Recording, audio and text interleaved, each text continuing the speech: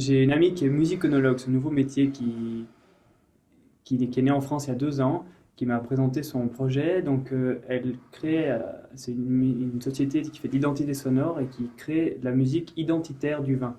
J'ai tout de suite fait le lien entre vin et musique parce que pour moi, c'est des bases similaires. Il y a une base très scientifique. Et puis ensuite, il y a la touche soit du compositeur qui crée son morceau, soit de l'encaveur qui élève son vin. Il y a beaucoup d'émotions, beaucoup d'humanité aussi dans ces deux outils, la musique ou le vin. Et donc, on a creusé, on a trouvé ce nouveau projet inédit dans le no-tourisme, créer la musique identitaire d'un vin. Au début, j'étais un petit peu surpris parce que, en tant que professionnel, on est plutôt dans le silence pour déguster, on doit être concentré pour mettre en valeur plutôt la vue, le goût et l'odorat. Puis après, je me suis dit, il faut quand même voir ce que ça va donner. Puis on est allé sur place à Lyon. Et là, je me suis dit, il faut que je me mette aussi à la place du consommateur.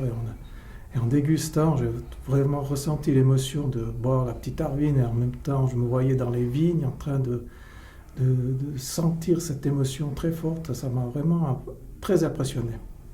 Il y a une première phase qui est une phase immersive où nous avons été découvrir la région du Valais. Nous avons rencontré les vignerons. Nous sommes vraiment au stade de la production, de la création. Donc nous sommes en train de créer la musique. Nous sommes en train d'étudier le vin et nous commençons en fait à créer les bases d'une identité sonore pour la petite Arvine.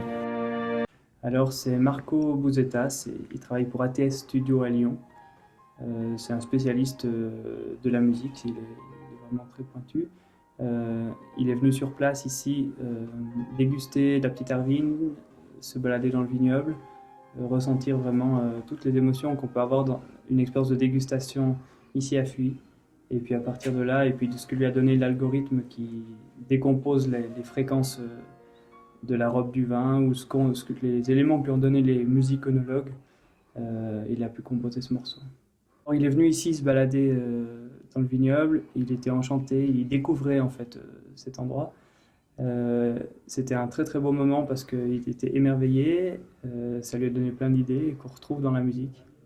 On est nous-mêmes aussi, après la société de développement, allés le voir à Lyon dans son studio, rencontrer les œnologues là-bas aussi. Et puis c'est des beaux échanges qui sont nés. Ils ont découvert la petite Arvine qu'ils ne connaissaient pas. Et puis le résultat nous plaît beaucoup. Donc en bouche,